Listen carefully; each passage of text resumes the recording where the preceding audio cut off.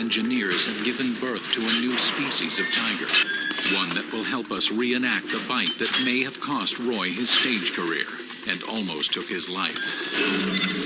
But before our team of experts tackles such a complex case, we'll study two more straightforward and less lethal big cat attacks. Randy Miller survived a tiger attack, and trainer Dave Salmoni a lion attack. Both are volunteering their past pain to our scientific analysis.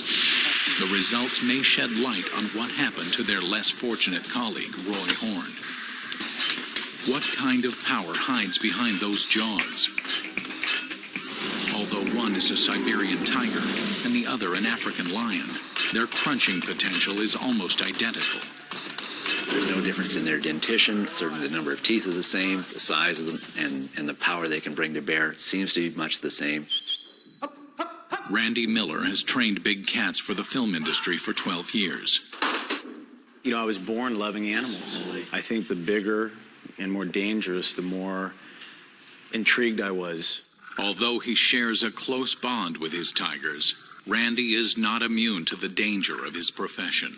When they're scared, they show the fear. And when they get possessive over things, they show it. They become extremely dangerous. He has survived several attacks, but the most recent and the worst occurred during a staged attack for the movie Gladiator. And I was standing in for Russell Crowe, a staged attack scene. You guys ready? We did 5 or 6 attacks. Like the 8th attack, she was starting to like drag. And in the beginning, I thought it looked good, so I let it go. I didn't realize it was going to escalate to anything serious.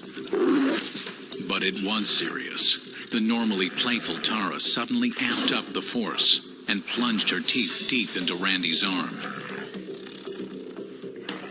2 seconds later, she crushed my forearm. I mean, she bit down hard. So I screamed, and she started to pull. My trainers moved in. She started dragging, and they used fire extinguishers, just CO2, to startle her. This time he was lucky, and his wounds have completely healed. Now our forensic tiger team is about to open them up again. Let's see how it feels. Yeah. This was cast off of an actual skull. And it'll be great. Whoa! What's this? Wow. No, I've felt that before. Can our tiger machine duplicate what happened to Randy? You know, deja vu. It's time to offer up some flesh.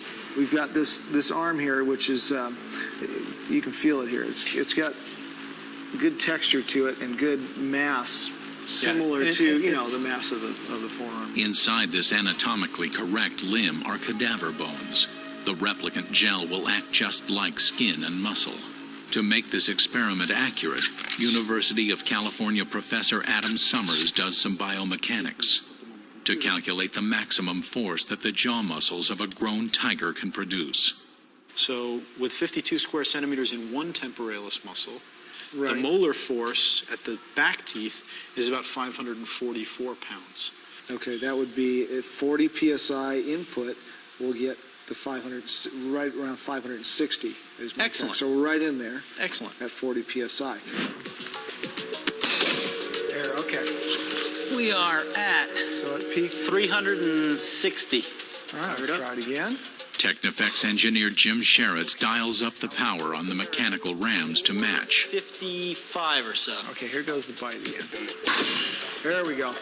That's it. That is 545 or 50. So we're right in there now.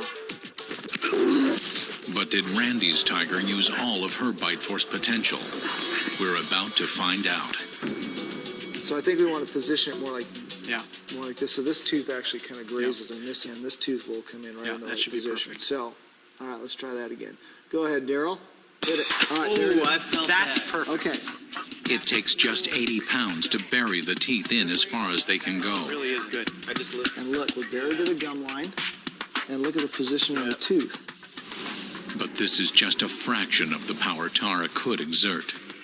Yeah, I mean, I could tell she went from her normal pressure to a crushing amount of pressure. And sure enough, Tara then began to squeeze.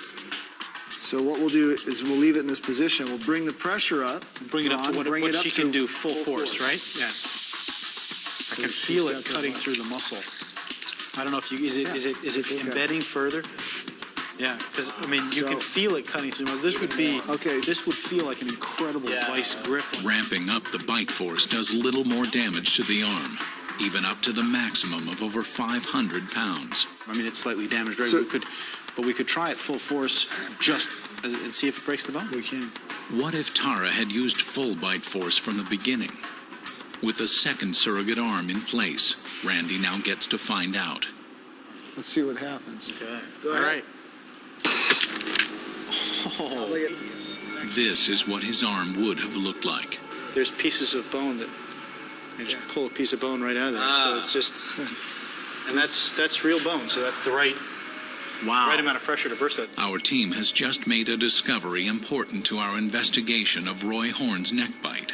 The damage to human flesh and bone is less if the tiger ramps up the bite force in stages. If she had snapped at you with full force, it probably would have broken the bone. Yeah. It's hard to think got of getting chills, bitten by a man. tiger as a lucky thing, but it seems like you were lucky.